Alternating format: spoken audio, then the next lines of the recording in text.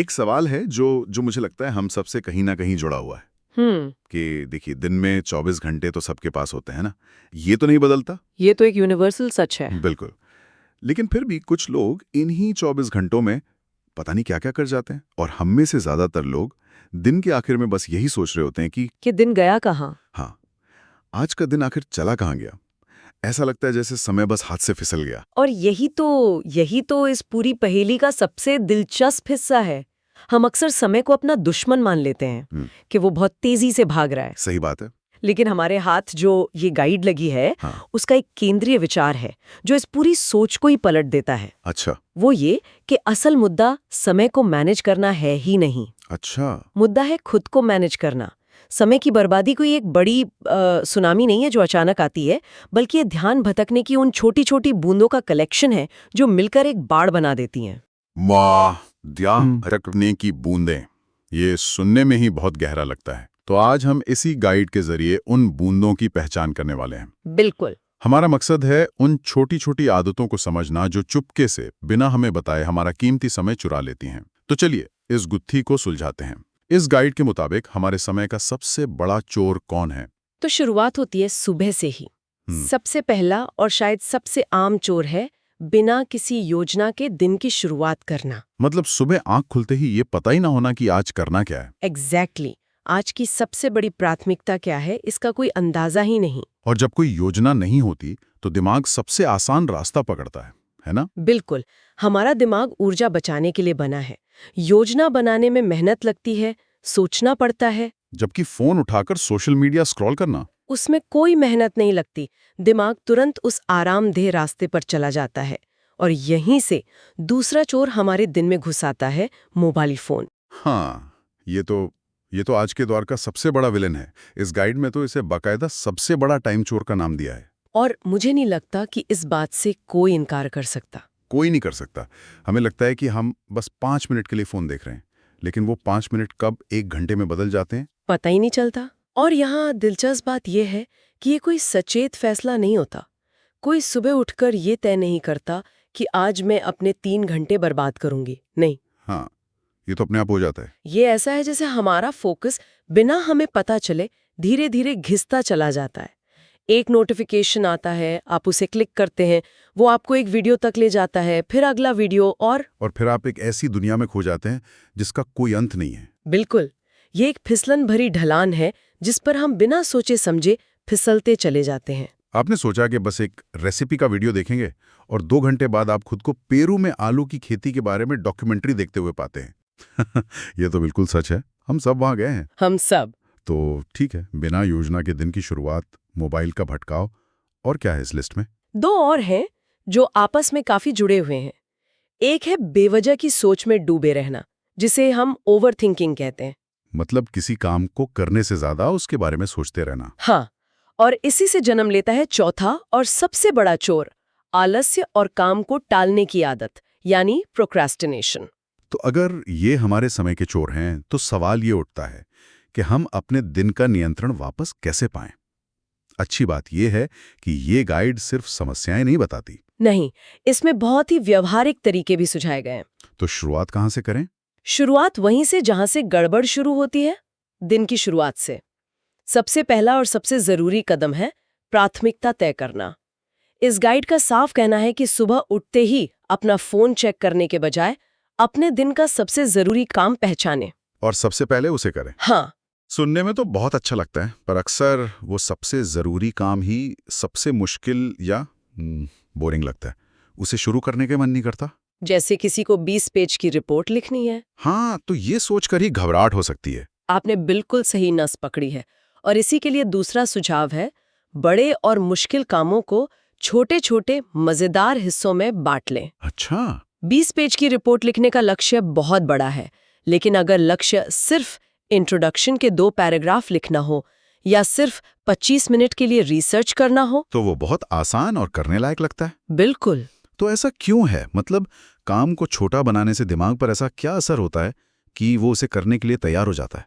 ये सब काम शुरू करने में आने वाली मानसिक रुकावट, जिसे फ्रिक्शन कहते हैं, उसे कम करने के बारे में है। सोचिए, एक खड़ी हुई गाड़ी को धक्का लगाना हो तो सबसे ज्यादा जोर उसे पहली बार हिलाने में लगता है। हाँ, सही बात है। एक बार वो हिलने लगे तो फिर उसे धकेलते रहना आसान हो जाता है। कामों के साथ भी ऐसा ही है। किसी भी काम का सबसे मुश्किल हिस्सा अक्सर उसे शुरू करना ही होता है। तो काम को छोटे हिस्सों में बांटकर हम उस शुरुआती बड़े धक्के को एक हल्के से पुश में बदल देते हैं। और एक बार जब गति बन जाती है, मोमेंटम आ जाता है, तो फिर काम को जारी रखना बहुत आसान हो जाता है। ठीक है, तो कामों को छोटे हिस्सों में बांटना एक तरीका हुआ, लेकिन मुझे लगता है कि असली लड़ाई तो उस चीज से है जो हमेशा हमारी जेब में रहती है। हमारा फोन। हाँ, उससे कैसे निपटा जाए? इसका जवाब बहुत सीधा और सरल है, पर उसे अपनाना उतना ही मुश्किल। बताइए। काम करते समय या तो फोन को साइलेंट मोड पर रखें, या जो और भी बेहतर है, उसे किसी दूसरे कमरे में रख दें। अगर दुश्मन नजर ही नहीं आएगा तो उससे लड़ने की नौबत ही कम आएगी। Out of site, out of mind. इसी से जुड़ा एक और विचार है इस गाइड में जिसने मुझे बहुत चौंकाया, मल्टीटास्किंग का मिथ। ओह हाँ, ये तो बहुत जरूरी है। मुझे हमेशा लगता था कि मैं मल्टीटास्किंग में बहुत अच्छा हूं। एक साथ ईमेल का जवाब देना, रिपोर्ट पर काम करना, मैसेज चेक करना, मुझे लगता था कि मैं समय बचा रहा हूं। और हम सबको यही लगता है। लेकिन ये गाइड कहती है कि ये असल में समय और ऊर्जा दोनों की बर्बादी है। पर ऐसा क्यों है? ये एक बहुत बड़ा धोखा है जिसे हमारा दिमाग हमारे साथ खेलता है। जब हम एक काम से दूसरे काम पर स्विच करते हैं तो हमारे दिमाग को अपना फोकस पूरी तरह से बदलना पड़ता है। इस प्रक्रिया को कॉन्टेक्स्ट स्विचिंग कहते हैं। Context switching? हाँ, सोचिए कि आप दो अलग अलग पहेलियां एक साथ सुलझाने की कोशिश कर रही हैं। हर बार जब आप एक पहेली से दूसरी पर जाती हैं तो आपको याद करना पड़ता है कि अच्छा, मैं यहाँ पर थी और ये टुकड़ा यहाँ लगाना था। और इस आने जाने में बहुत दिमागी ऊर्जा खर्च होती होगी। और समय भी, ये बहुत ज्यादा है। मतलब हर स्विच के साथ हम कुछ न कुछ खो रहे हैं। बिल्कुल। हर बार जब हम ईमेल चेक करने के लिए अपनी रिपोर्ट से ध्यान हटाते हैं तो हमारा दिमाग उस रिपोर्ट के फ्लो से बाहर आ जाता है, और फिर वापस उसी गहराई में पहुंचने में समय और ऊर्जा दोनों लगते हैं। तो नतीजा ये होता है कि हम किसी भी काम में ठीक से डूब ही नहीं पाते। एग्जैक्टली। ये एक साथ दो नावों पर पैर रखने जैसा है जिसमें आप किसी भी नाव को तेजी से आगे नहीं बढ़ा पाती। आपकी बात सही है। ये कॉन्टेक्स्ट स्विचिंग का असर मैंने खुद महसूस किया है। एक जरूरी ईमेल लिखते हुए बस एक मैसेज का जवाब दो और वापस उस ईमेल पर फोकस करने में ही 5 मिनट लग जाते हैं। तो चलिए इसी से जुड़े अगले दुश्मन पर आते हैं, आलस्य और टालमटोल। इसके लिए क्या समाधान है? इसके लिए इस गाइड में एक ऐसी बात कही गई है जो सुनने में तो बहुत सीधी लगती है, पर शायद हम सब इसे उल्टा ही करते हैं। वो क्या है? वो ये है कि मोटिवेशन का इंतजार मत करो, काम शुरू करो, मोटिवेशन अपने आप आ जाएगा। अरे वाह, ये तो पूरी सोच को ही पलट देता है। हम तो हमेशा यही सोचते हैं कि जब काम करने का मन करेगा, जब फील आएगी तब करेंगे। हम मोटिवेशन का इंतजार करते हैं। हाँ, और यही हमारी सबसे बड़ी गलती है। मोटिवेशन कोई जादुई चीज नहीं है जो आसमान से टपकती है। एक्शन लेने से, काम में छोटी सी प्रगति देखने से हमारे दिमाग में डोपामाइन रिलीज होता है जो हमें अच्छा महसूस कराता है, और वही एहसास हमें और काम करने के लिए प्रेरित करता है। बिल्कुल।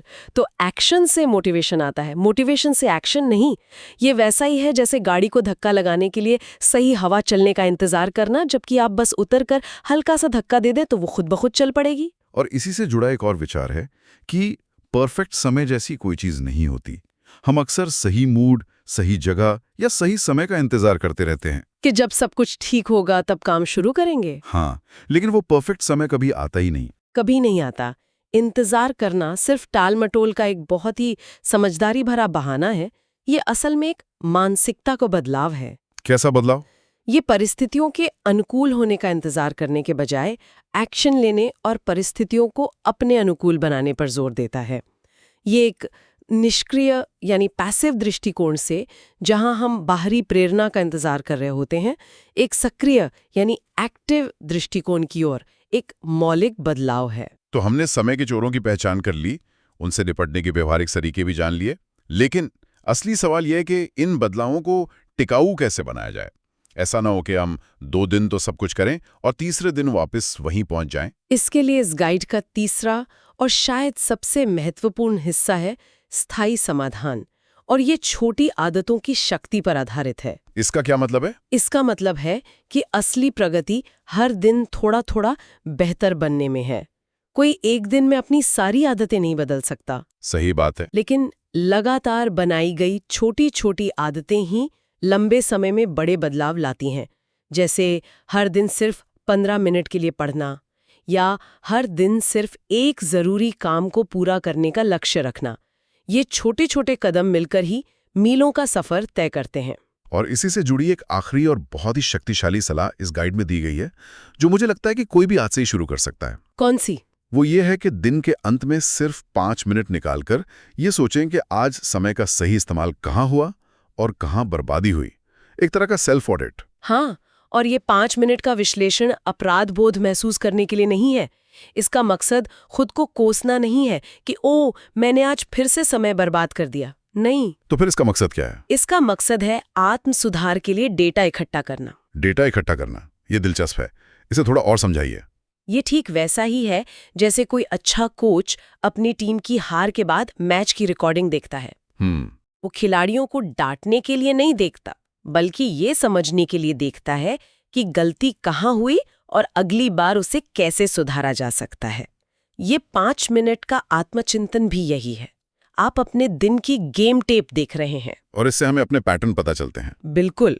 अच्छा, मैं हर बार शाम 4 बजे के आसपास सबसे ज्यादा विचलित होती हूँ, या जब मैं सुबह सबसे पहले अपना मुश्किल काम कर लेती हूँ तो मेरा पूरा दिन अच्छा जाता है। ये समय प्रबंधन को नियमों के एक सेट से निकालकर सीखने और सुधारने की एक सतत प्रक्रिया में बदल देता है। वाह! तो इन सब बातों का निचोड़ यही है कि खेल समय का नहीं, बल्कि हमारे ध्यान का है, हमारी आदतों का है और हमारे छोटे छोटे फैसलों का है। बिल्कुल। जिस दिन इन पर नियंत्रण आ गया, उसी दिन समय की बर्बादी अपने आप रुक जाती है। समय तो बस गुजरता रहता है। असल खेल तो इस बात का है कि हम उस गुजरते हुए समय में क्या करने का चुनाव करते हैं। हाँ, आपने एकदम सही कहा। और अंत में इस गाइड की वो चेतावनी जिसे हम सबको याद रखना चाहिए। समय सबसे कीमती संपत्ति है। एक बार चला गया तो वापस नहीं आता। पैसा, शोहरत, सब कुछ वापस कमाया जा सकता है, लेकिन गुजरा हुआ एक पल भी वापस नहीं लाया जा सकता। ये एहसास ही हमें अपने समय के प्रति ज्यादा जिम्मेदार बनाता है। ये एक बहुत ही शक्तिशाली विचार है। इस चर्चा को खत्म करने से पहले मैं एक सवाल छोड़ना चाहूंगी जो इसी गाइड की बातों पर आधारित है। जरूर। यह गाइड हमें समय बर्बाद करना बंद करने पर ध्यान केंद्रित करने के लिए कहती है, जो कि बहुत महत्वपूर्ण है। लेकिन क्या होगा अगर हम इस बारे में एक अलग तरीके से सोचें? कैसे? सिर्फ बर्बादी को रोकने के बजाय हर दिन ऐसा कौन सा एक छोटा जानबूझकर किया गया काम जोड़ा जा सकता है जो न केवल समय बचाए बल्कि उसे किसी सार्थक चीज में सक्रिय रूप से निवेश करे? बचाने और निवेश करने में फर्क है। बहुत बड़ा फर्क है। क्या वो 15 मिनट किसी नई स्किल को सीखने में लगाए जा सकते हैं, या किसी अपने से दिल से बात करने में, या सिर्फ शांत बैठकर कुछ न करने में, ताकि दिमाग को रिचार्ज किया जा सके? समय को सिर्फ बर्बाद होने से बचाना एक लक्ष्य है, लेकिन उसे जानबूझकर किसी सार्थक चीज में निवेश करना शायद उससे भी बड़ा और बेहतर लक्ष्य हो सकता है।